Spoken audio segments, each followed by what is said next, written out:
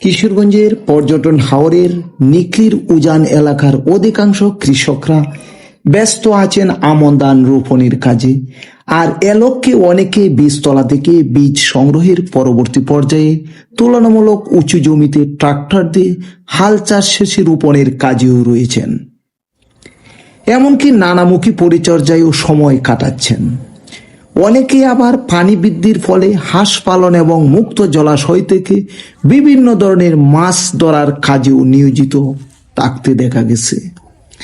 এছাড়াও শিশুদের দেখা মিলে একাধিক বর্ণের শাপলা তোলার উদ্দেশ্যে বিলের পানিতে নেমে থাকতে, এমনকি বিলের ধারে ঘোরাফেরা করতেও।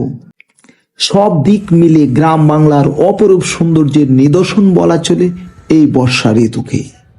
তাই বর্ষা ঋতুই বিশেষ করে হাওরবাসীর প্রিয় ঋতু।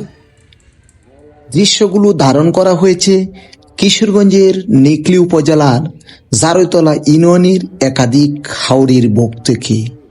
যদি আপনাদের কাছে এ সকল মনোরম দৃশ্য ভালো লেগে থাকে তাহলে ঘুরতে আসুন কিশোরগঞ্জের সেই পর্যটন হাওরের বুকে। আশা করি আপনাদের কাছে ভালো লাগবে, আপনাদের স্বস্তির সময় কাটবে। শহরের ইট কাঠ কাঁচ পাথরের চার দেয়ালে আবদ্ধ মনটাকে স্বস্তির লক্ষ্যে হাওরের বুকে ঘুরতে আসুন। কথা বলুন হাওরের নির্মল বাতাসের সাথে, কথা বলুন প্রকৃতির সাথে, ভালোবাসুন প্রকৃতিকে। আশা করি ভালো লাগবে সেখানকার হাওয়ার, সেখানকার প্রকৃতি সব কিছুই।